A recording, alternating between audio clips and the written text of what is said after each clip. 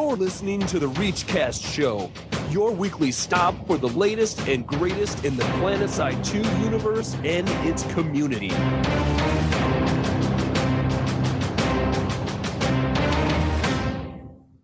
Hey everybody, it's July 29th, and you're listening to episode 44 of the ReachCast Show.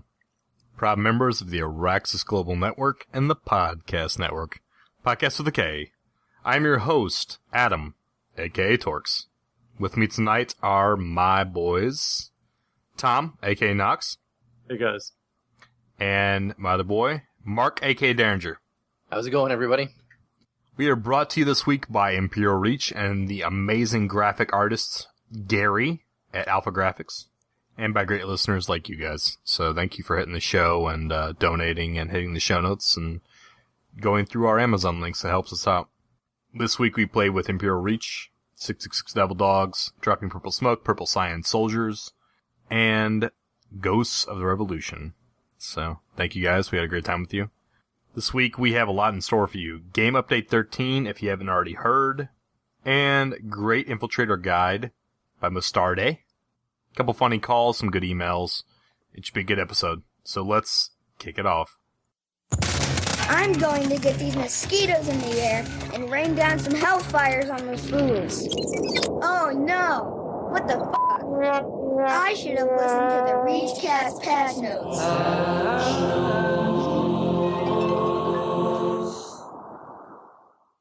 Alright guys, it's a big one. Game Update 13. It came out. Lots of good stuff. Lattice. Now on Esamir, or Hell Yesamir, as some might call it.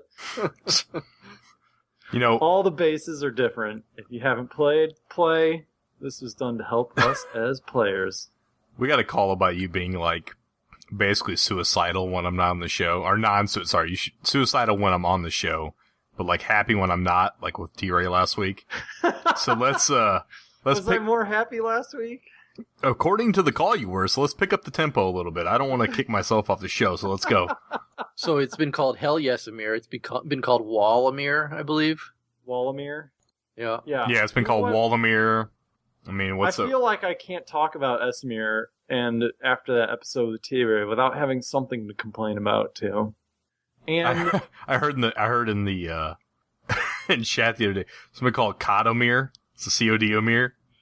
COD-omir. So that's kind of my complaint, actually, because I feel like the walls, like, though I really love the infantry-only battles and the bases are all just absolutely amazing, vehicles on Esamir are now merely transport.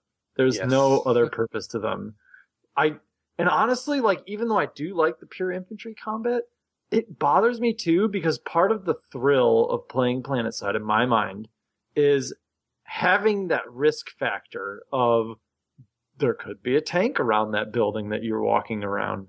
So, you know, now it's like, well, I know there's not going to be a tank there because you can't possibly get there because there's a 30-foot wall protecting me. So I feel like some of that sort of that aspect of being surprised, like, oh, tank, turn around, I got to get out of here, is gone on Esamir. But I think the overall base design and the lattice alone is good. I think we have all decided lattice is good. I was a skeptic, but I like it now. But just the overall base design and the overall revamp is just really phenomenal otherwise. I mean, we can sum it up in one word, octagon, right? Oh, that base is amazing. Have you fought there yet? Yes. Yeah. That's what everything I ever do. Every time I go to Esamir, it's always fighting over the octagon. It took me probably 3 hours before I could actually fight there. Like, we did the community clash. We didn't end up getting to the octagon. It was like my whole mission that night was getting to the octagon. And then I finally was playing with Devil Dogs and I got to the octagon and I had an awesome fight.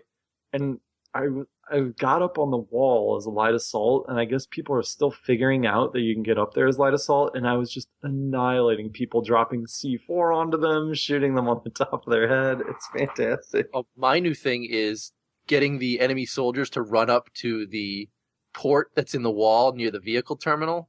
Yeah. And just standing at far range and just lashing them to death.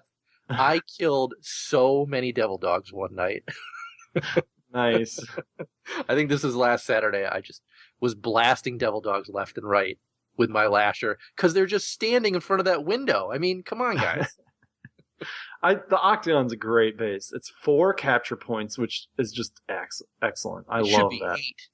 I saw 4 and I was like, oh, yes. And then I saw there's the Twin Tower base too. I'm probably not awesome. Okay to call that Twin Towers, but that's what it is. Twin Tower I'm calling it. That's a really fun base. Every base is good. Every base I get to, I'm like, oh my god, this base is awesome. So I'm pretty excited, but I really do not like that the vehicles are just transport in Esamir. It's like I saw more Sunderers than I've ever seen in my entire life in Planetside when I was on Esamir. It's like 30 of them, all Sunderers, just coming down the road. No one's bothering pulling lightnings or tanks because they're useless otherwise. I just see Sunderers and harassers. Yep. So, but overall, pretty awesome. Do you guys have any experiences that you love about Esamir in particular, other than the Octagon? I covered mine, so go ahead, Torkz. I like it's a good place to go for infantry combat. I mean, it's one of those things. It's like if you can go to Esamir used to be like entirely vehicle combat, yeah, because of the way it was set up, and now it's kind of flipped on its head. I've heard a lot of good. I put it this way: I've heard more good than bad, and I think I can agree with you on that. So I'm happy with it. I'm perfectly fine with the way it is as it is. Amherst, not friendly to vehicles. Indar, semi-friendly, and Esamir, not friendly at all now. So hope you tank guys get better at shooting, because it's getting to be a rough world out there. Makes me wonder what Hassan is going to look like and if it's going to be more tank friendly. Well, remember when they were talking about Esamir, didn't they kind of allude to wanting to make more bases the way, with more infantry-only bases, the way Esamir is being designed? Or maybe it's an experiment. I don't know, but you'd think if Hassan's going to be a swamp planet, that it would be a lot more flat areas to fight around. But you don't expect... And you're not driving hills tanks through the bog. Well, yeah, you will be. The Mag Riders will be floating over it, obviously. Right. Oh, God, I can't wait till the crying begins for that. I hope they make like a strategic pass, like entirely bog water, and then make it only so VS can get across it, and then TR and NC can't do anything. That'll be... I don't want to hear about that. So moving on from Esamir, awesome. They did improve the respawn logic on the Lattice continents, so Indar and Esamir. And basically, now if you spawn, you will spawn to a territory, a friendly facility adjacent. You can spawn at any friendly facility adjacent to the region you have died or redeployed in, or that region if it's yours. You can spawn to the nearest major facility, Biolab, Tech Plant, Amp Station, or the Warp Gate. And you can also respawn to any Sunderer, spawn beacon, or a base where reinforcements have been requested.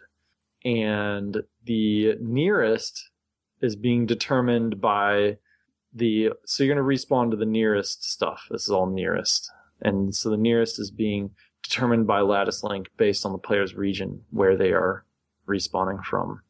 So... And these changes have been made in order to allow players to fall back and defend facilities. Amrish is not affected by it. And it's then the major facility change is done in order to make vehicles more accessible without having to travel back to the Warp Gate for some things. So I honestly can't say I noticed this, because I was just so focused on the Octagon. But from the sounds of it, I think it's a pretty good change. There were definitely times on Esamir before, for me, before it was Lattice, where you would be dead at one facility where it was on the right of the region, and then the facility to the left of you would be on the left of its region, and it was too far to respawn at. I think in the bottom right corner of the map it was that way. So, good stuff. Definitely good changes. I mean...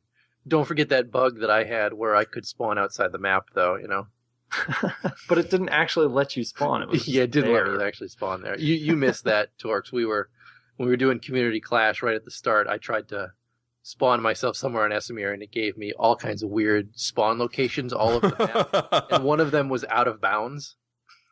Nice. And they weren't even bases. Get you instantly jibbed. That'd be awesome.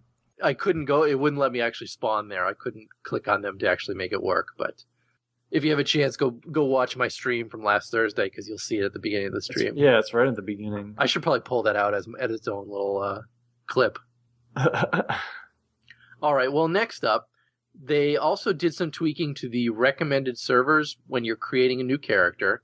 So at the character select screen, it's now automatically chosen based on the following criteria in this order. First off, based on Empire population, this will favor the server with the lowest percentage average population for the Empire selected in the last 24 hours. And then next, by server population, also favoring the server with the lowest overall population for the last 24 hours per region. So this is just a way to kind of funnel new players or people creating new characters into servers where there is a lower population for both the Empire and for that particular server. So just an interesting way to try and beef up some of these smaller pop servers that are out there and maybe take some of the... I think Matherson's probably a good example where it has such a high VS population. So if you choose to create a new VS character, you should not be seeing Matherson as one of the recommended servers to create a VS character on. Yeah, who says they're going to transfer to Matherson when that comes out, too? I might. He just wants easy wins. Not necessarily easy wins. I'm thinking Das Anfall's there, Azure Twilight's there. I mean, there's some good Vanu outfits over there. Oh, that's what I'm thinking. Plus alert search. Well, okay, let's talk about alert search since you're saying that. There was a big change to alerts in this patch, and I don't know that everybody's fully aware of these changes, so let's run down them. So alert Empire rewards are now proportional to the amount of time you participated in the alert. Only characters that participate throughout the entire duration of the alert will receive the full Empire reward. That's a full 2 hours of the alert. Thank God. And this participation time is specific to individual characters, so it's not account-wide. So that means that you cannot log in on one character, play the entire alert all except for the last 2 minutes, and then switch over to another character on a different faction and expect to receive the entire alert experience on that second faction character. Yeah. So here's my question. I think if I play for an hour and a half of the alert, but I can't finish it because... I don't know, my dog's dying or something, I think I should still get certs. You got to be at the end of the alert to get anything. SOE and I disagree. And it's always been you have to but be at I the end participated for 3/4 of the alert. It doesn't matter. You chose to log out. What if my internet dies? I didn't choose to log out. Too bad. That's your fault. Same thing happens with any raid and I deserve certs for participating, just like someone who logged in for the last hour. I think you deserve certs for calling a better ISP. So, like, you can sit there and alert and be like, Johnny, hey, stop sniping. Let's go over the fourth faction. Go to, like, Vanu. But Gets points. I'm not saying that. I like that change. I'm saying if I participate for an hour and a half and literally have to go, like, late for work, dog dies, that sort of situation, like, and you can't finish, why do you not deserve any certs? Dog dies. Why should you worry about the certs? Well, maybe it's... Maybe his dog's peeing on the couch enough. Behind him and he's got to go. Well, internet disconnecting, that's an easy one. What if it disconnects 5 minutes before the alert ends? Well... And you played the whole thing up until then. That just sucks. It sucks, but... Some guy who played for only 30 minutes is going to get more than you because he played for 30... He was at the finish. It really sounds like your ISP is horrible and you need to talk to him. Listen, I'm hypothetical situation. I'm not saying this has happened. I mean, whatever. I've had to leave early. You're not hypothetical situation anything. You're stealing comments that have already been posted on the Planetside 2 forums and passing them off as your own. Am I? Yes. Yeah. The forums are full of that particular argument right now, and the standard response to that is, kind of sorry, we don't control when the alerts kick off. You can't be there for the entire alert. That's too bad. You're still getting the bonus experience for actually playing during the alert on the alert continent or in the alert areas.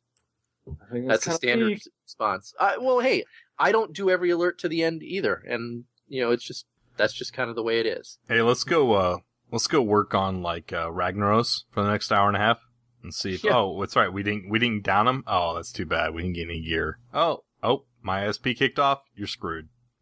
It's been the way it has been since the beginning of time, dude. That's not even remotely the same. It's exactly the same thing. Your ISP kicks you off like any time during playing an online game. What do you think is going to happen? The rest of your guild downs Ragnaros. Do you still get loot, Tom? No.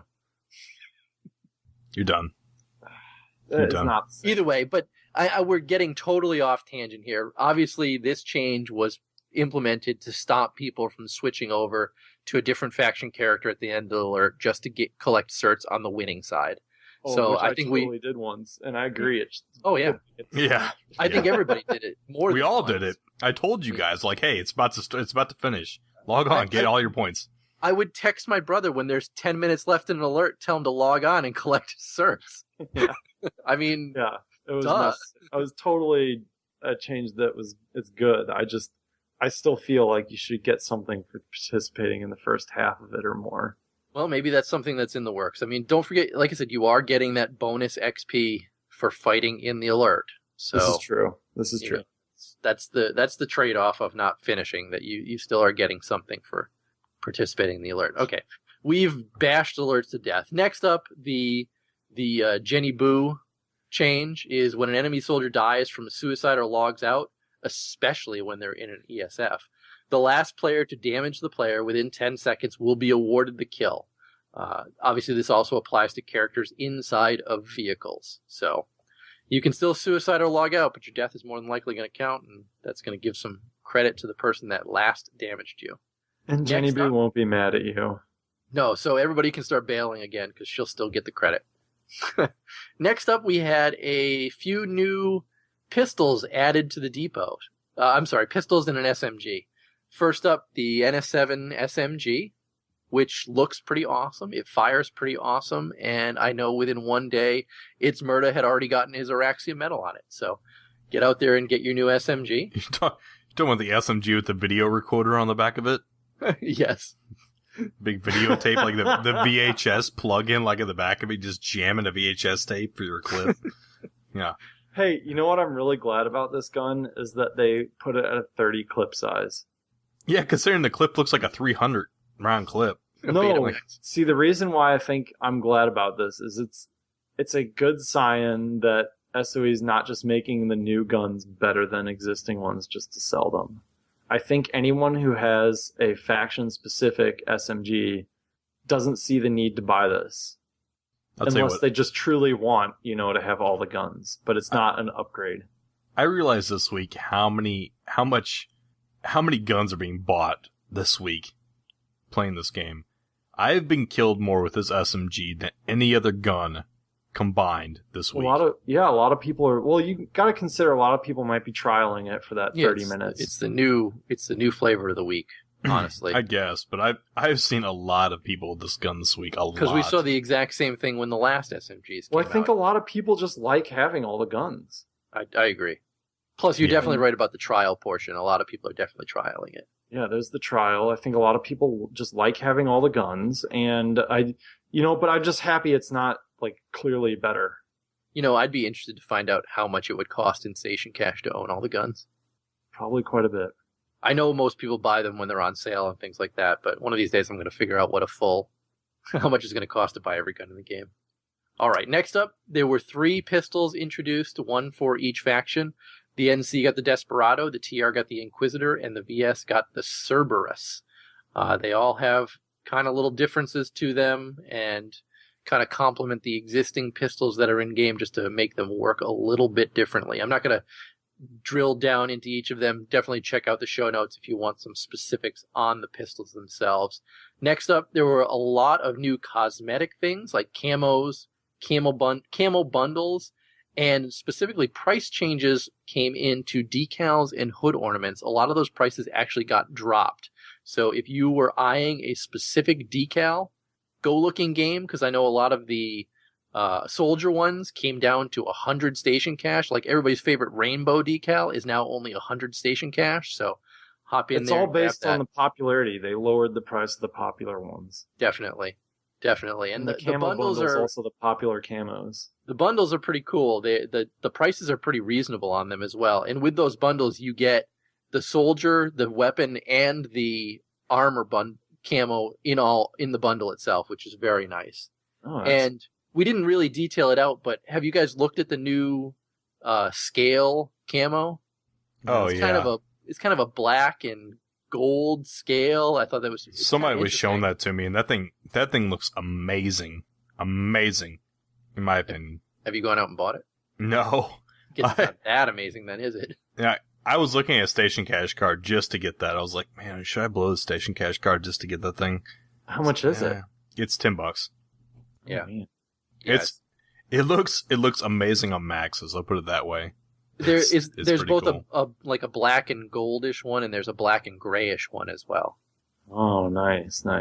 Yeah, and I think the black and gray one would actually satisfy a lot of people that want the camo that's available through the recruitment one. Recruitment one. It's not the same. I think the Recruiter Friend one looks better, but if you're interested in one of those blackish type camos, you should probably go in and take a look at it and see if this satisfies what you're looking for, because it definitely is a black and gray mix on this camo as well. And I didn't even realize unless you're in their face, you're not even going to probably be able to tell the difference. Well, that's not true.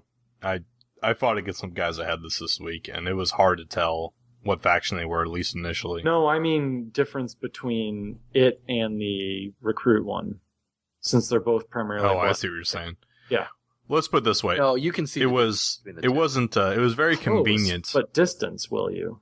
Well, who knows? It was convenient the time that this was released in parallel with the recruitment. I'll put it that way. Leave it at that. So, the VS Infantry weapon fire audio was redone, and I like it. I like it a lot. It's got more spacey feel to it, I guess, lack of better terms, right, Deringer? I absolutely love Dubstep Lasher. Yeah, it sucks. Dubstep Lasher is definitely what I would call it, for sure. I do like the changes, and I was surprised to hear that pretty much everything got changed. I popped out my S1. I'm like, whoa, different sound. Popped out the Lasher. Whoa, different sound. I'm happy with the changes. I don't know that it was necessarily needed. Maybe they could have focused their efforts on something else, but I'll take it. I think the sound guys did a great job with it. I think it sucked. You don't even play VS. Get out of here. I just want to complain because it's VS and my NC ones don't sound cool now. Boo! Alright, the hip... It's pretty awesome. The hip reticle will now turn red when hovered over enemies. This does not apply to infiltrators. And that's only within 8 meters. Only within 8 meters. I didn't notice it, personally, I guess. I did a lot. I'd be swinging my camera around and the reticule would turn red all the time. I had no idea until I saw Higby tweet it, and I still haven't noticed. And it would happen if somebody if I couldn't see the person as well. So there's a little trick. If somebody's kind of crouching behind a rock or behind a bush or something, and they might be blending in, you don't really see them, your reticule will turn red. And I was like, whoa, there's somebody there. And then I'd flip on my night vision and I'd see them, I'd pick them out, and I'd take them out. So it's a good change. That's cheating. That's cheating. Hey. You're horrible. You call it cheating. I call it play to win. Whatever. So most pistols underwent a balance adjustment as well in this last patch. Increased the minimum damage, shortened the reload times, increased accuracy, etc., etc. There's a number of them. There's a good post about it. Look up on the forums. Who's the guy that wrote that? Look up pistol change on the SOE forums. You'll find a couple good ones that will demonstrate the actual metrics that are changed. Check it out. Yeah, a lot of them were changed. So yeah. So the VS carbine scopes and all SMG scopes have minor correction changes as well. So you should see more accuracy with actual reticule for the SMGs and the VS carbines. And then all other classes other than HA and Max had their ammunition belt cert lines normalized. So the costs were normalized versus what they used to be. Instead of being different between each class, they are now the same. So the low graphics special cloak is now less gray and more transparent. That was a big one that a lot of people were asking for. Remember back in the beta when they were just like a gray figuring Not even you had beta. It was low. like game update 5 or 6. You go to low settings just to specifically pick out enemy cloakers. Was it really? Oh, yeah. At release when that happened? I thought that was beta. No, it's definitely in release, where people were specifically switching to low settings just so they could see the infiltrators. It's been a while. Yeah. Yeah, it's pretty bad. So not anymore. Well, not so much anymore, but it used to be pretty bad. Sorry, was pretty bad. So the advanced shield capacitor delay reduction has also been improved by minus 4 seconds at max rank. So your delay in recharging your shields at the advanced shield capacitor is now minus 4 seconds at its max rank, which is actually a pretty big increase. I think no one was using it. No one's really using it at all. So it needs to be better. So that's good. So explosions are now more effective against players using nanoweave, and the inner blast radius has been doubled for frag and sticky grenades. And I was actually on It's Murda's channel one day, and he was talking about using nanoweave and how about it was basically the best thing. And so I guess it was because the flak armor's reduction, way back when, made nanoweave better, but it looks like not anymore. They're trying to balance it out, so it's pretty cool. And here's kind of a big one. The bouncing betties, proxy mines, and claymores now all play an audio sound before detonating. Now, I don't know if that's enough time to get away or just kind of an experience thing. I think it's just an experience thing. Yeah, I would imagine that they wouldn't make it so you could get away. But in a balance aspect, though, the proxy mines and bouncing betties had their internal maximum damage radius increased, and their minimum damage range reduced, and their activation time after being placed increased.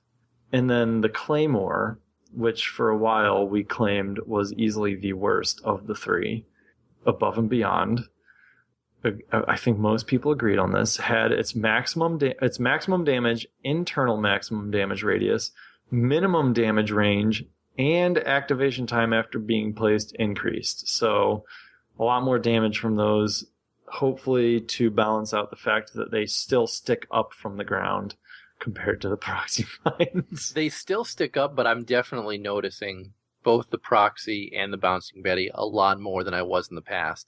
That flashing light really gives it off. I mean, the Claymore, if anything now, it has that static green light that never changes, whereas the other two now flash and pulse. And I think they almost stick out more than the Claymore does at this point. It's definitely moving towards the right direction. Like back when you could place one in front of the spawn room door and it didn't matter how long you stood there, you couldn't see it. Right. It's much better. So I like this change. I'm surprised Torkz hasn't said anything. I love flashlights in my enemy mines personally. I just mean in terms of claymores being useless, but okay. I'll put it this way. We know you love the lights. Yeah, I love huge flashlights placed in the middle of my incendiary devices on the ground. What I have noticed, I'll put it this way, I've played all three factions this week, and I have never once, as an NC in VS, seen my anti-infantry mines destroyed in a building. Once. Never once.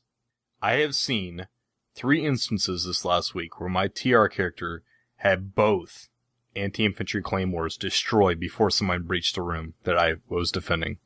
Well, I found a lot of TR people blow those up so they can place theirs and get the kill. It wasn't TR. Oh, well, I've watched people do that over and over for my claymores, so I just stopped using them. I watched an NC guy, an NC infiltrator at an amp station, and I watched a VS. I couldn't tell if he's a heavy or a medic at a biolab. Destroy both my claymores I had at my breach areas at the room, destroyed before he breached the room to attack me. But I never saw my VS or my NC ones destroyed when I placed them. I saw them explode and kill people, but never once have I seen them taken out proactively. So I'll leave that for food for thought. But yeah, if anybody else is experiencing that same thing, I'd love to hear that. Yeah, I agree. So more to all 3 of those though and tank, including the anti-personnel mines, tank mines also, all of them have had their throw time more than doubled. So no more just dropping them, I guess. I think tank mine thing, a lot of people had kind of wanted the time to be increased. A long time ago, back when the mines were just being the only way to destroy a Sunderer. And they were bringing up Planetside 1 comparisons where I guess it took longer to deploy them. Mark? Well, in Planetside 1, you'd place it, and there'd be a delay before it actually appeared in the world. Okay. It would kind of build itself up with a green kind of shimmery effect. Oh, I gotcha. And then it would appear in the world, so I think that's pretty good. I mean, even with the tank mine changes, I still think it was too easy for them to just be tossed on top of vehicles that were sitting still. And I think that this is a really good counter to that without having to change any more mechanics involving the damage and whatnot. So I'm surprised they didn't do the same thing to C4, though, at the same time.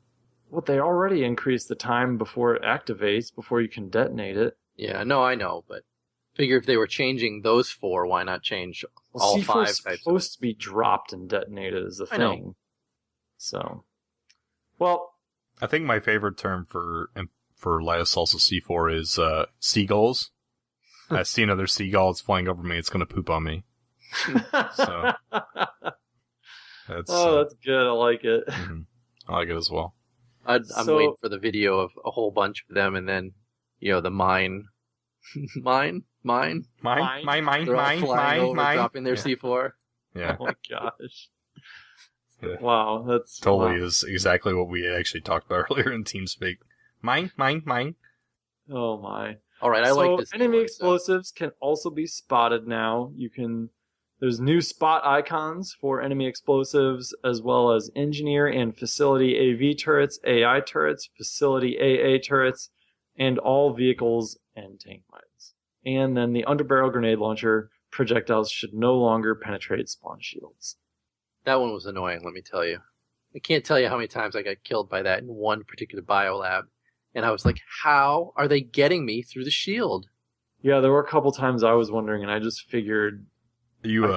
something weird. I didn't really know. I didn't understand. You a spawn room hero there, Mark? Well, I couldn't even get out of it because somebody was just peppering the doorway with grenades. Yeah. And when I got close to the door to try and get out, I got killed by the grenade. Uh-huh. And I'm like, I'm still inside. I don't know how. And then I spent a little while in that room trying to figure out what was going on. Seeing how close I could be to the door to not get hit by that grenade. So I'm glad with that term that we were given for people in the spawn rooms. Coward box. Yeah, the coward box. That's right. Yeah. Spawn room heroes. Spawn room hero, coward box. Yeah. Spawn room I was warriors. trying to think of the coward box. Yeah. Okay. All right. Next up, let's talk quickly about Empire-specific fighter updates. We discussed all of these back in episode 40, so I apologize if anyone was waiting for us to go over these this week.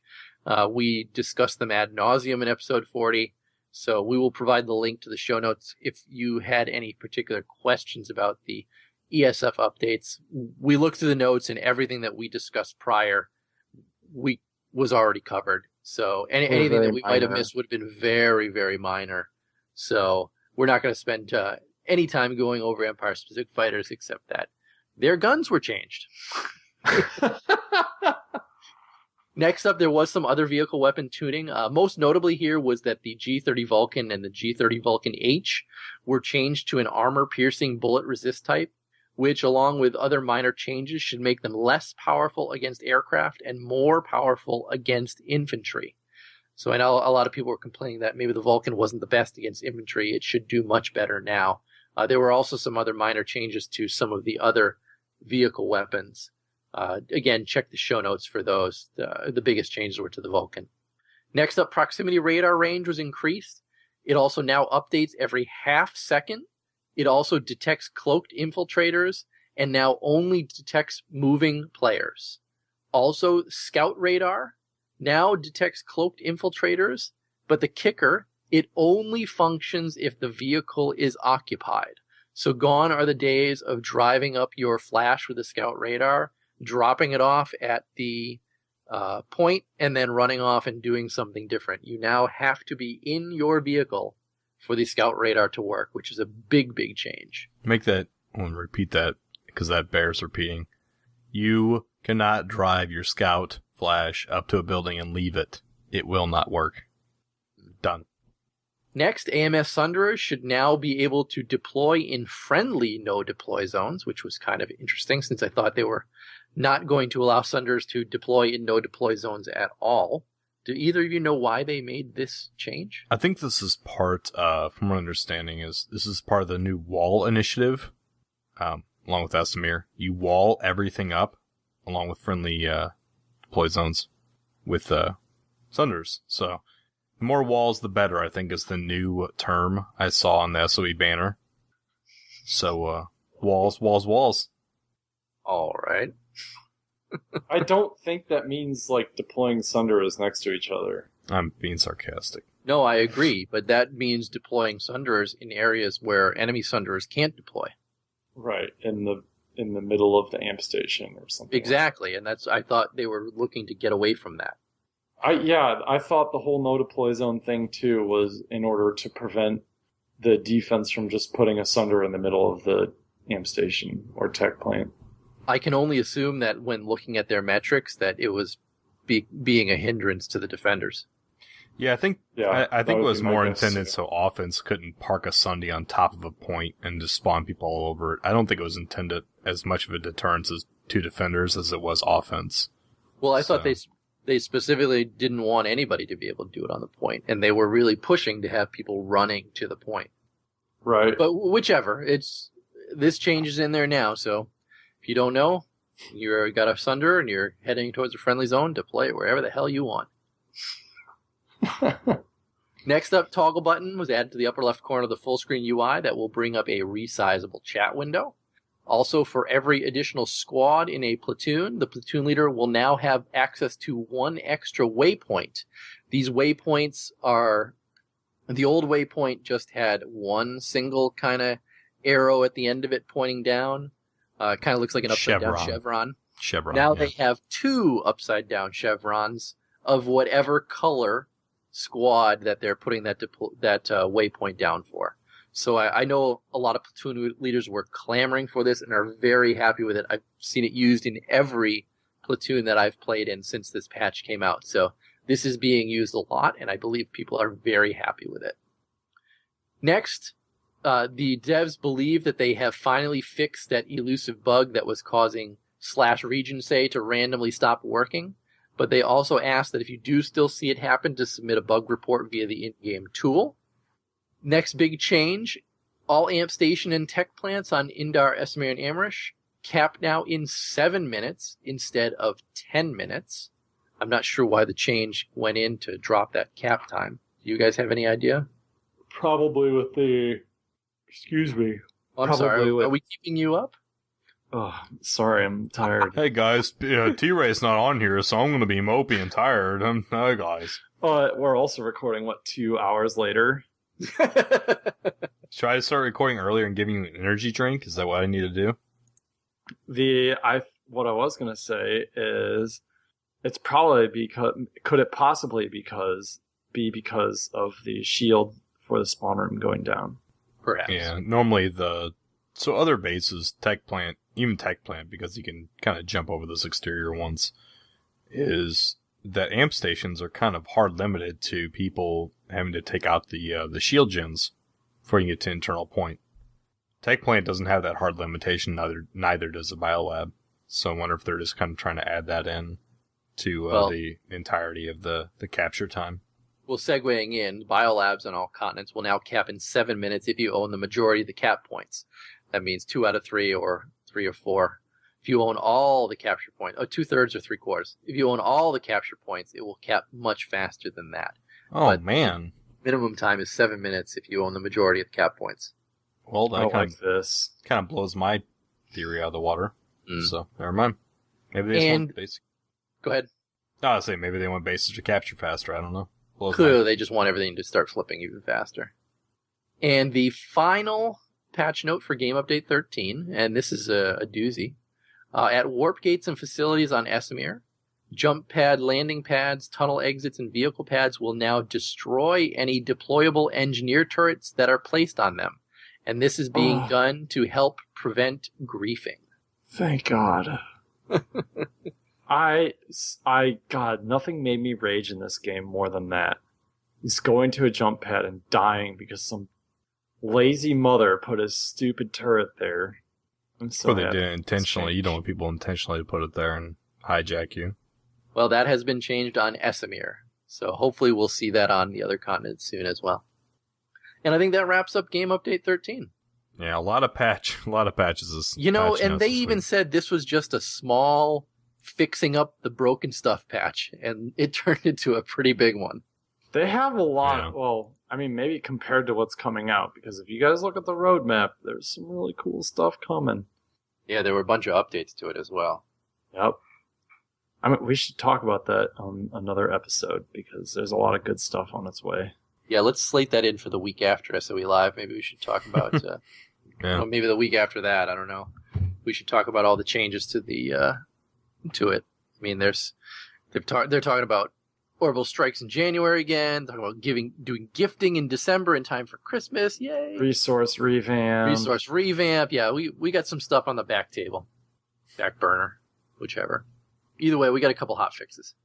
Okay. So there's 2 smaller patches this week as well. The first one, it was on 7.25, and the NS7G was fixed so you can actually unlock attachments. Previously, some attachments were not being unlocked correctly. Auto resupply default is also turned to off. So the previous GU13 auto supply or auto resupply was turned to auto on for everyone. Now the big thing about this is, well, it wasn't turned to auto on. If you had it turned on, correct. If you had it turned on, it was... No, I apologize. You're right. It was, if you had it turned on, it kept on. But now it's been defaulted to off again, so reset for all those that had it on. Apologize. Yeah, so if you had auto resupply on prior to the 725 hotfix, you're going to need to turn your auto resupply back on. And then the 726 client update, they fixed an issue with frag grenades not resupplying, and the closest available spawn point is now selected by default for all squad members. So, and the last piece for the 726 client update is the recommended server will now display 1 server per region. So, not that it's a huge issue, but it's something they updated so that they have the correct recommended server for all people that are starting the game. Yeah, it would because in the past it would start offering multiple East Coast or multiple West Coast servers, and that's definitely been changed. So, on to community briefing now that the patch notes, although lengthy, are done. Attention, soldiers! Get your butts in here for this week's community briefing. Yeah, metal. Alright, so community briefing is pretty short this week, but there is a Planetside 2 Rap that people have been clamoring about, I believe, and I watched it and listened to it, I guess. There's a video for it, but it's interesting. I enjoyed it. It's fun. Check it out. We'll have a link in the show notes. Did you guys watch it? I did. I did after you posted it. I thought it was pretty funny. It is. I like the line about the samurai. Oh, yeah. Futuristic samurai or something like that. Yeah, it's pretty good. I liked it. It's a fun video. It's to the marketing like Planetside 2 video. This is there's a lot of gameplay footage, and then there's a lot of marketing, the marketing video footage. Yeah. So, community question of the week. Last week we asked T-Ray asked us, would you buy something from a player studio to support a player, even if the item was bad, or would you only buy things that you like? And Deringer and I forgot to post it. Then Torkz posted it and worded it incorrectly, and it confused people, I think, so all 3 of us kind of failed on this. So we're going to re-ask this week. Same question, which is, would you buy something from the player studio to support a player, even if the item was bad, or would you only buy things that you like? So basically what I saw, the rewording made it seem like supporting SOE. Right. I'm sorry. No, it's okay. The way it kind of was asked in the episode was a little confusing. And I mean, I think even we had to clarify with T-Ray what he was asking. But it's just, the way it was worded, everyone was like, well, duh, I'm only going to buy what I like because that's what current items are. So It was, would you support for the player studio? Would you support player studio? Didn't he use Evil Pig as an example? He said if Evil Pig designed some absolutely god-awful, hideous logo that looked like a 2-year-old made it, would you buy it just because Evil Pig made it? Would you buy it because you actually like it? And that's really the heart of the question. Are you going to buy something to support a specific player no matter what in your outfit or just someone you like? Yeah. And I think there's people out there that will. I agree. I think there are. I think if I threw some crappy drawing of a cat with no head out there, I think some people would buy it just because I made it. Weren't you full of yourself? Definitely not me. But now you're just lying. I think it gets approved to be sold on the True. I think it also would kind of have to, and I don't want to put ideas into people's heads, but I also wonder if people would start doing it based on the actual payout that people are going to get as well. Because do we even know how much people are going to get paid out for their items that are getting bought with Station Cash? No idea. We don't really have any idea what the percentage is. No. I'd be interested to know all that additional information as well. Like, I mean, if somebody's going to get, a penny for every item they sell in the Station Cash store, then obviously the answer is, why would I buy something if it's one Station Cash? Yeah, one Station Cash. Why would I buy something to support you? It's not even. I think it'd be just like the Sony devs that get paid in only Station Cash. We found out that wasn't true last week. Oh, I'm sorry. I thought that was. Did you listen to the show? I did. They have to buy their Station Cash. Yeah. No, just because you blow all the stuff you give them for your salary doesn't mean. Remember, that's why T-Ray had to move. Yeah, because he moved into landlord wouldn't take Station Cash. Yeah, he's like, I won't take Station Cash. All right, on to Community Clash. Yes. Prepare yourselves!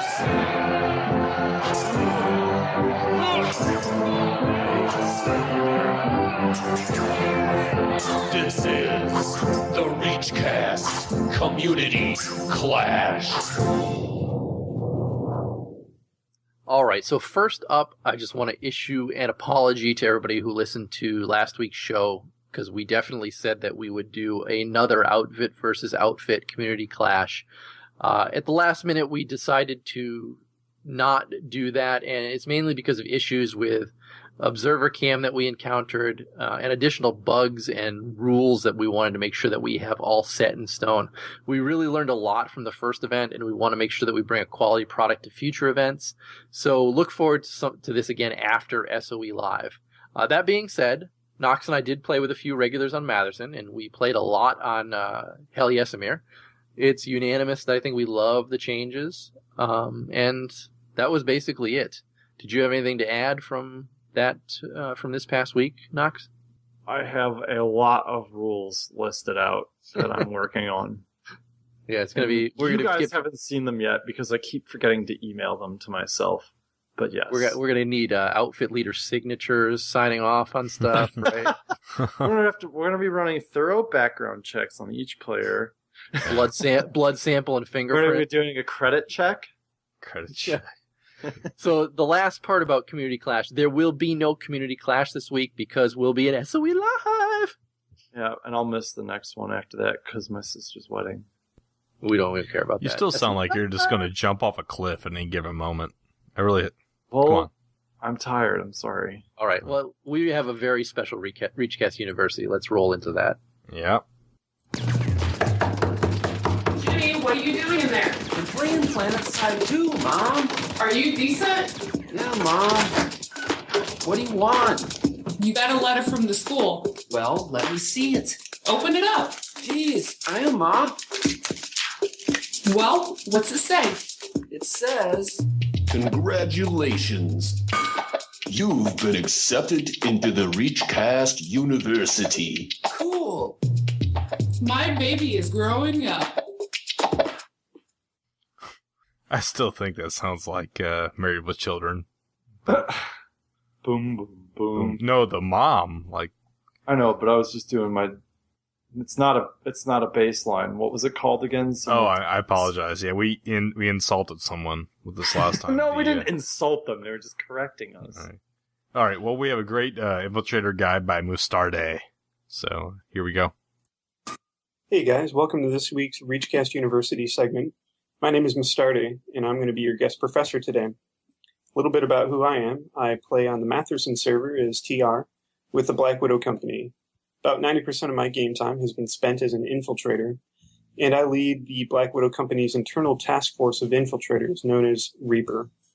I spend a lot of time teaching other infiltrators how to master the class, and I got to spend some time with Torkz over the last few weeks discussing the infiltrator class, and we thought it'd be useful for all of you if I shared some beginner and intermediate level tips to help you improve your gameplay.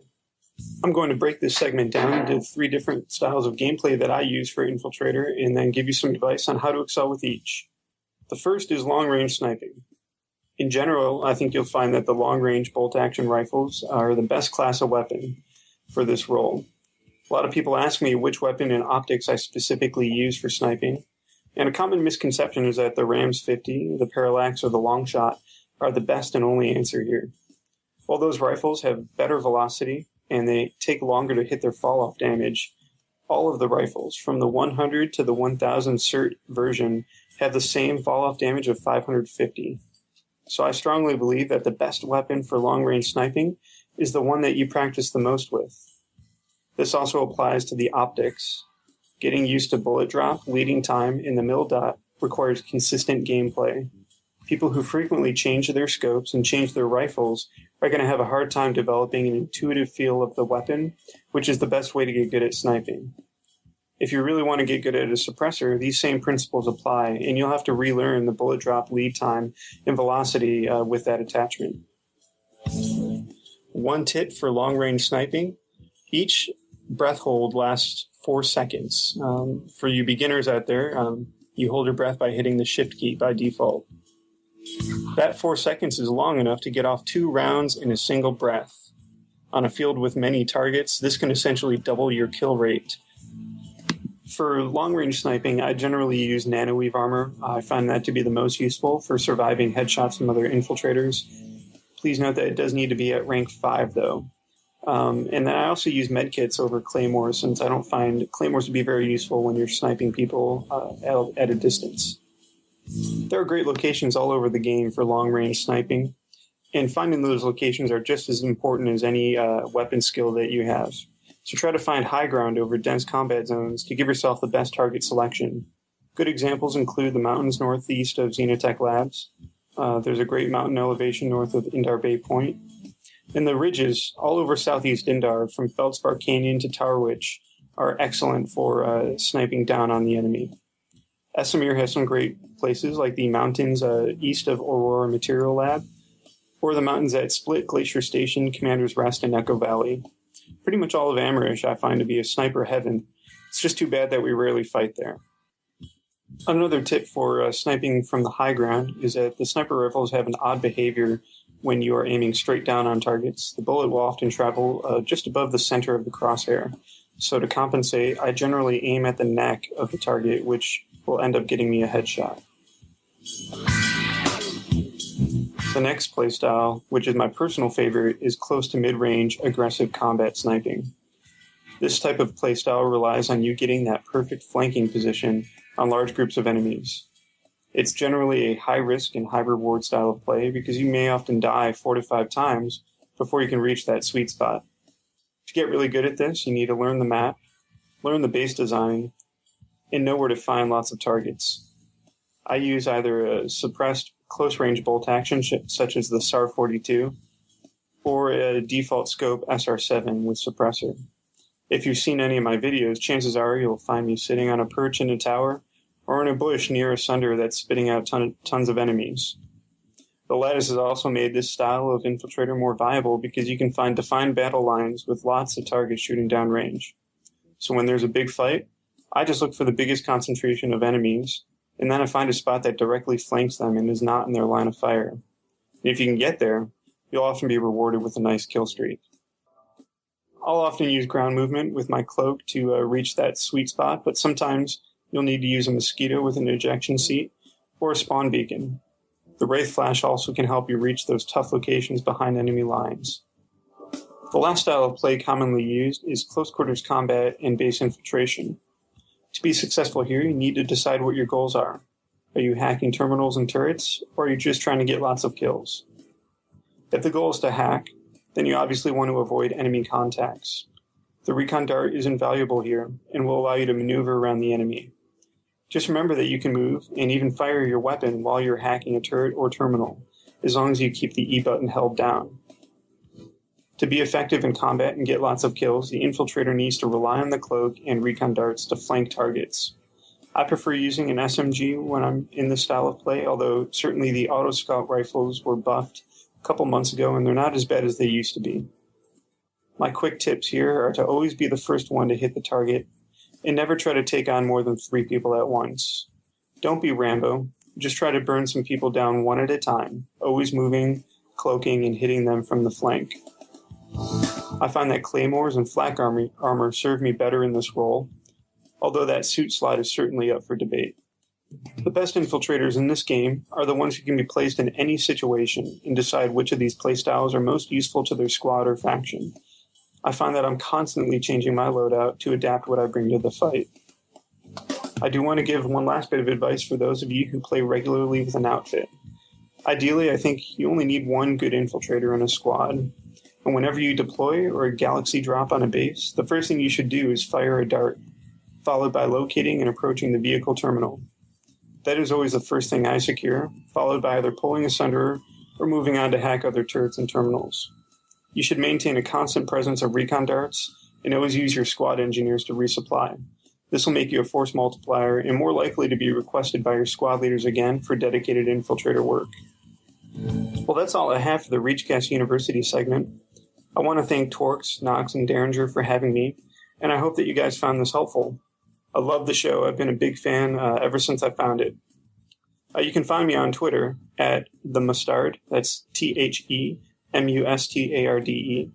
I also have a blog called Down the Sights. The address is www.aninfiltratorsblog.wordpress.com. There you can find links to my YouTube channel and stat pages. I'll send the guys those links so that you can find them in the show notes. I also want to give a quick shout out to the Black Widow Company, one of the best gaming communities that I've had the pleasure of being a part of, and most of all to my infiltrators and Task Force Reaper. I love leading you guys during ops and watching the kill feed light up with headshots. All right, well, that's all I got. I'll see you guys on the battlefield. Holy crap, that was awesome. Did you like that? That was really good. My only question is, did he record this before the changes on Esamir? Yeah, I actually wrote that down. I was like, I think he did, because we skipped it last week. We skipped it last week, so he recorded before. So I'd be interesting to hear if he has any new tips on the changes to Esamir, especially with all those walls. Yeah. Yeah, it would be interesting to hear. Probably a lot more of the close combat loadout, that's for sure. Oh, yeah. All right, You know what I really liked, though, is what he was saying about the different rifles and the optics. Because I've been asked that in-game, and I've always just said just the 100 cert one. I mean, if you're worried about spending lots of certs or station cash, the one that costs 100 certs is plenty sufficient. Yeah. And when he was saying, you know, you're used to the gun and the feel of the gun, that's probably, like, I tried the Rams, and I couldn't hit anything with it. Well, yeah, I'm a parallax man myself, so. But that's just because I'm what I'm used to. Right. I think that was a really, really good point. I also thought it was interesting that he doesn't use claymores anymore. No, he only doesn't use claymores in long-range loadout. In long-range loadout, yeah. Yeah, because it doesn't make sense. I totally agree with him. Why? See, when I do long-range stuff like that, I usually drop a proximity mine behind me and then move up into my position. That way nobody can sneak up behind me.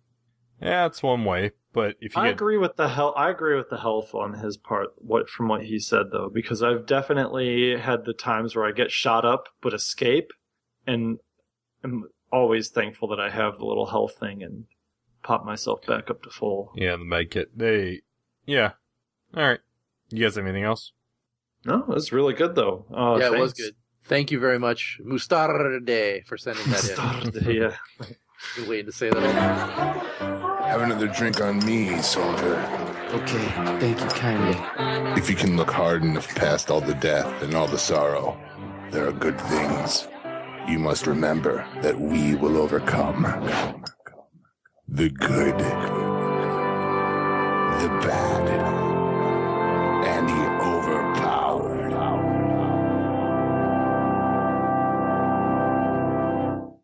My good as hell, yes, Amir. I'm waiting for you to snap your fingers while you do it. I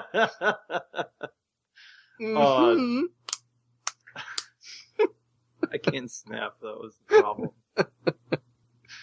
It's like, that's... Oh my god, I snapped now. It's something I cannot do consistently. But, yeah, awesome. Fantastic changes, despite my earlier complaints. I love it. My bad is getting ready for SOE Live has been far more stressful than it needs to be. I'll agree with you there. I haven't even packed yet. I have to pack still after this. Yeah. I think I'll do it tomorrow. I don't have time tomorrow. Yeah, I probably won't either. Dude, I'm packed. Ready to go. Damn, you're on top of things. Nice job. Yeah, yeah. All right. Well, my good is also Esamir. I believe the changes are really infantry friendly, and a lot of it's really well laid out as well. All the walls really add a new dimension to that continent that wasn't there before. But my bad, too. Yeah, my bad is also Esamir. As much as I like the changes, and Noxx alluded to it earlier, I really miss the rolling tank battles across the snowy plains of Esamir. They just are not happening anymore. And I really hope that another continent comes along where that emphasizes tank battles. I think there need to be battles. bases that... I was thinking about this, right? I think there need to be bases that are capturable by vehicles and infantry to encourage tank battles at those particular bases. Because right now, the tank battles on Esamir, as the way it stands, are like, well, you're fighting off the point, and it kind of goes to that standard WoW AB tactic: don't fight off the point. True. Yeah, I think they need to make just a big open field.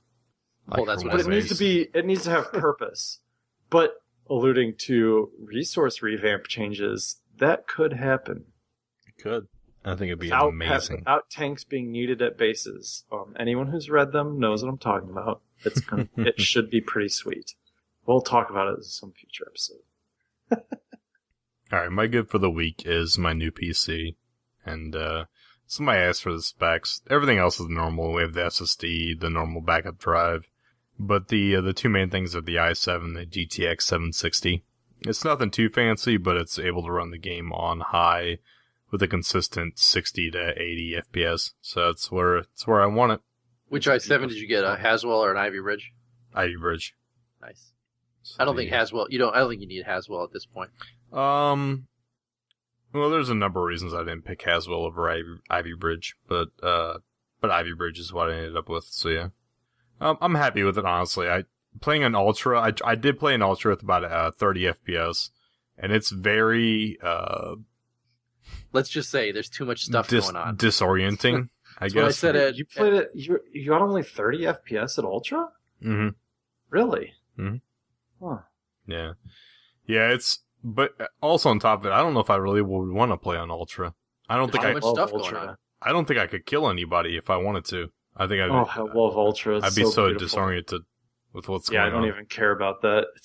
It's so immersive. No, don't get me wrong. It's awesome to look at, but my KD would like drop like 2-to-1 from what my normal would be. KD or fun.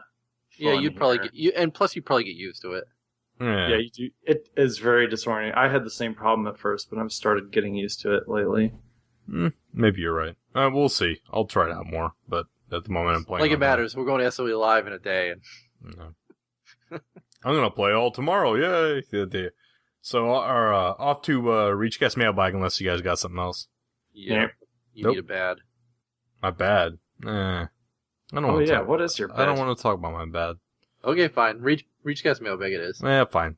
My bad for the week is the fact that we have these banners for the show that that I'm having a hard time to find a way to get on the airplane without paying exorbitant amounts. So, they're... I shouldn't have my comment, but I was going to say. Go ahead. No, it'd be advertising. I'm not going to. Free advertising. We're not down for free advertising here. Send them via God. Anyways, they're odd shaped. For the Christian church. They're odd shaped. You guys don't have God? It's guaranteed overnight delivery. You never heard of that? There's a shipping company called God, guaranteed overnight delivery. What? You've never heard that? Maybe that's only a Massachusetts thing. Oh, we're done. Mailbag. Wouldn't fly in the Bible Belt. Oh, it's a perfect morning.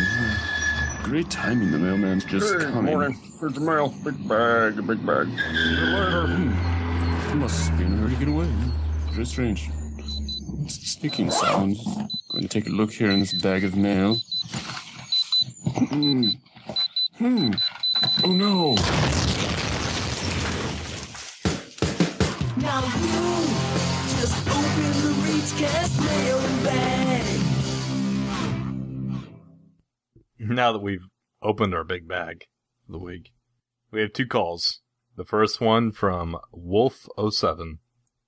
What's up, ReachCast? This is Wolf07 from Miller, saying awesome sauce is still awesome. Also, SOE, where the freak did you put my flamethrower? Come on, I was promised a flamethrower this month. Come on, give it to me. Give it to me, SOE. Darn those developers, man, I'm telling you, those developers. Anyways, ReachCast, last week you asked the important question of what camos did we buy and why did we buy them?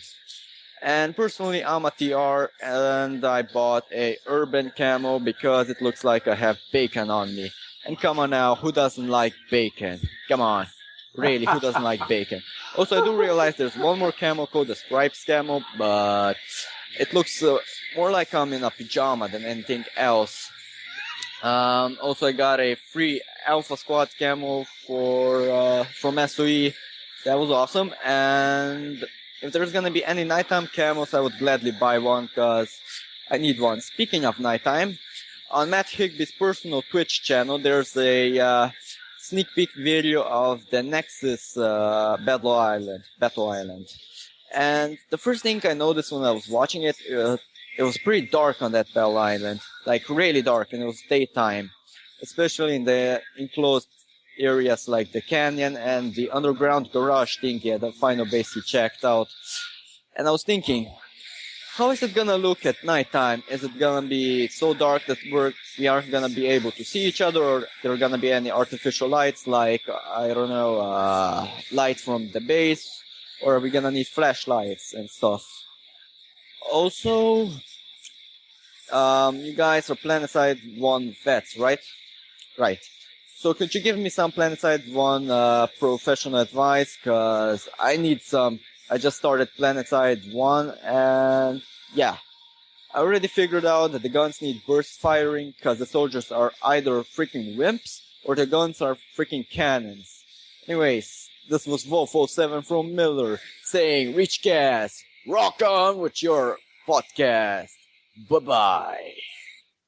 That was a good call. All I can say is, wow. He's into it. That was awesome. He's got the jams in the background. I know. And it wasn't Wolf07, it's Wolf07. Wolf07. Yeah, I think we're now going to call you out calling his name wrong in the thank yous unless you say Wolf, Torkz. I'll do my best. Wolf07 call anytime. Wolf07. Just pretend you're German. Wolf07. So let's answer his questions. All right. First off, he wants to know about darkness and lighting and stuff like that. We don't know. In Nexus. Well, we will know. I wish I could say I've seen Nexus and new. We will know later this week. Oh, yeah, that's right. It should be SOE we will Live. see Nexus at SOE Live, so we will have to report back to you after that, if that's okay. Wolf07.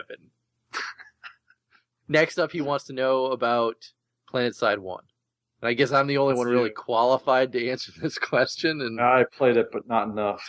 I haven't played Planetside 1 in a long time. When I even loaded it up, it was just like, it's not the same game as it used to be. I don't know. I don't know what to say because there's not too much I can tell you. Run around with your jackhammer if you're playing NC. Run around with your mini chain gun if you're playing TR. And run around with your lasher if you're playing DS. That's all I can tell you. Nice. All right, our second call is from Mono, and here we go. Who messaged me saying he forgot to call? So is this from 2 weeks ago? He called like 10 minutes before we recorded. Oh. Yo, it's Mono. Yo, Torkz, I think you gotta leave the show more often, because Noxx for once was actually, like, happy, you know? Sick and tired of this, like, emo bullshit that he's giving us. You know, it's getting really tiring, if you ask me. Because he sits there and mopes and bullshits and wastes all of our time, you know? And I really had this cool video I wanted to put up about him just raging, right? But no, then he starts getting all mopey after we say something about it. And then that's just how he's been. So, you know what? Stop coming to the show. We'll get people like T-Ray or other people to come on. And then once he's feeling a little bit more peppy, then, you know, we'll throw you in there every once in a while. All right? Because I'm getting sick and tired of it. All right? Maybe SOE Live will actually do something for him, you know? All right, well, we'll see. All right, see you guys. How's it feel to be on the end of Mono's wrath? I'm mopey. Tired. Yeah, he's right. Well, it's 11, and I'm very tired. I understand. Sorry. I know that you're tired. I'm sorry. Do we need to preface that the reason I was maybe more chipper is that we started recording 2 hours earlier with T-Ray? I know that we need to record in the wee early hours so that you can be up and going. We'll do that in the future. This is my bedtime.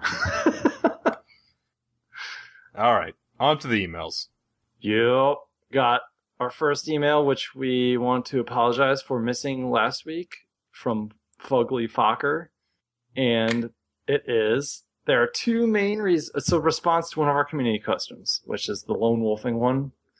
And he said there's two main reasons why he lone wolfs, and one is because he cannot commit to regular times and might not have stable internet. I think he said he travels a lot.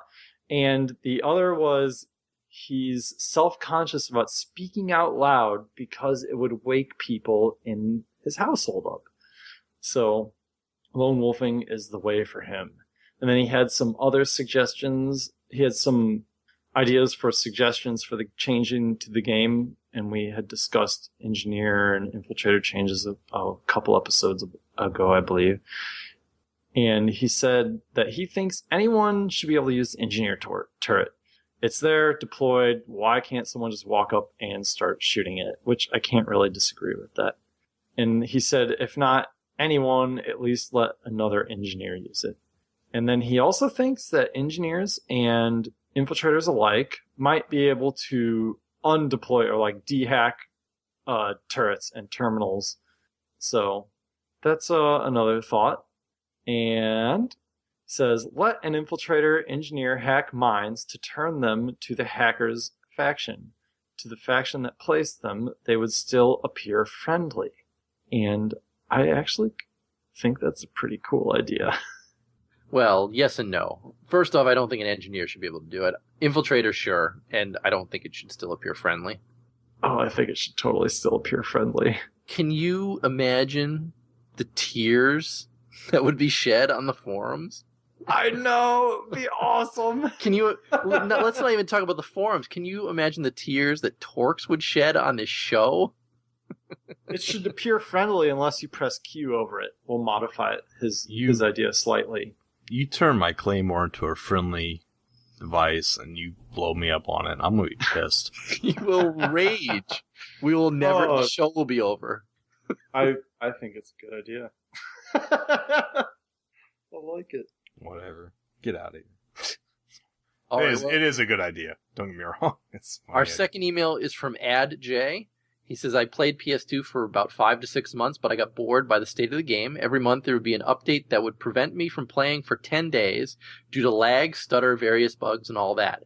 Since about 4 months, I've kept connecting about 3 to 5 times a week to ramp up those free certs, but I never got out of the warp gate.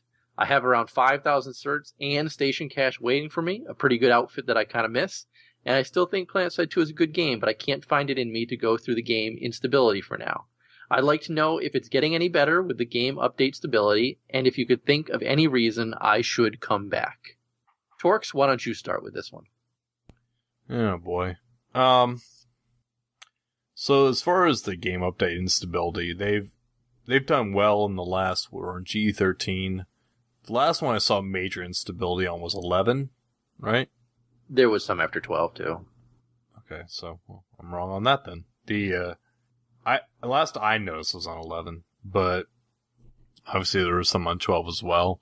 There's a lot of good reasons to come back to at least experience the new continents. Lattice is my main thing you'd want to check out coming back. And if you have an outfit you already are playing with, come back and check them out, talk with them, see where they're at as far as strategies go and playing on the new Lattice system. And then if you still aren't happy, well, I don't know. There's a lot of stuff coming up. Check back out from December. Yeah, and then you can gift ReachCast all your station cash. We'll put it to good use, trust us. If you like playing FPSs, come back and check it out at least for a little bit, see what the last is like on the continents. If you don't like Plus it... Esamir. Oh, you gotta check out the new Esamir. Absolutely. And we know Hassan is coming out at SOE Live, so you're going to get another continent right around the corner as well. So, I mean, that alone would bring me back to the game to check it out again. I don't know about you guys. Yeah. I think that the Esamir changes are a very good reason to check the game back out. I have several friends that I'm trying to get to play Planetside. Not for the recruit thing, because they're kind of cheapskates, and if a game's free to play, they don't pay money. But just because I like playing games with them, and I think that the thing I've been telling them is that they really need to wait for like November, December, if they're really looking for it, because they started playing it back in the beginning. If they're really looking for a different experience, there's a lot of really cool stuff that if it comes out when they're planning on the roadmap, that I think will really change the way the game feels and plays to someone who hasn't played it in a while. But if you have played for 5 to 6 months, I think you'd love the new Esamir. But you got to think, he hasn't played in 4 months. What else has he missed? He's missed the harassers. Yep. He's missed the max changes that came out. Oh yeah, all the new max abilities. I mean, if he plays VS alone, he should come back just to play with the Zoe Max for a little while. I guess it depends on how much. If he's looking for an entirely different game, you're not going to see it yet, but it won't be much longer. I really think, but come December, like the things they have on the roadmap are really going to make the game a different feeling and experience. Yeah. It's a good game, but I don't know what you're looking for, to be honest, Ajay. So, without knowing exactly what you're looking for, I don't know how to answer you. But the short of it... Besides his lag, stutter, and bugs, what we really need to know what made him bored with the state of the game. If it was just the lag, stutter, and various bugs, those get patched pretty quickly for the most part after a game update comes out. There has to have been something else that was boring you about the game. It's definitely been very stable as of late, I would say, compared to its beginning times. Yeah. Well, I don't know. Hit us up if there's something we missed, Ajay. I hope we answered your question successfully, but if we didn't, I'm sorry. The thank yous for the week are Wolfo7. Oh, sorry. Woofo7. Wolfo7, yeah. Wolfo7. And Mono, Fugly Fucker. The Ajay, Portlandian, Kaylee, Haterade, Another Noob, Buddha1231, Kayukai, 13. Wait till this one. Mediocre Face LI. Warning. Mediocre Face LI. I like it. Those eyes are kind of wide, though. No, he's got wide eyes.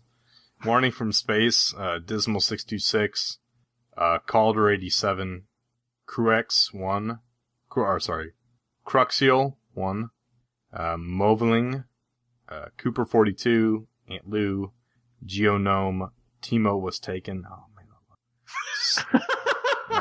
Stern LX and P Postal were thank you for this. That's a B. Is that B? I'm obviously highlighted over. I'm sorry. B Postal. And Thanks can we call out Dismal? Yeah. I was going to. Yes. Take it away, Noxx. Go. Congrats to Dismal for catching my Station Cache giveaway that I did on the Steam group announcements. So I made a Steam group announcement with did I say Steam code? Mm-hmm. No, you said Steam group announcement. Oh, well, Station Cache, I put a Station Cache code in the Steam group announcements, and he snagged it up right quick because the announcements give you a little alert if you're in Steam, and congrats. Mm-hmm. Little free Station Cache Dismal's way. Yeah. You never know when ReachCast is going to make it rain. But, like, you never know when we'll strike. We're like ninjas. Oh, no. All right, so the website for the show is reachcastshow.com. The Twitch is twitch.tv/ReachCast. The Steam group is ReachCast. The email is reachcastshow@gmail.com. You can call us and hit our voicemail at 415-787-3224. That's 415-78-REACH.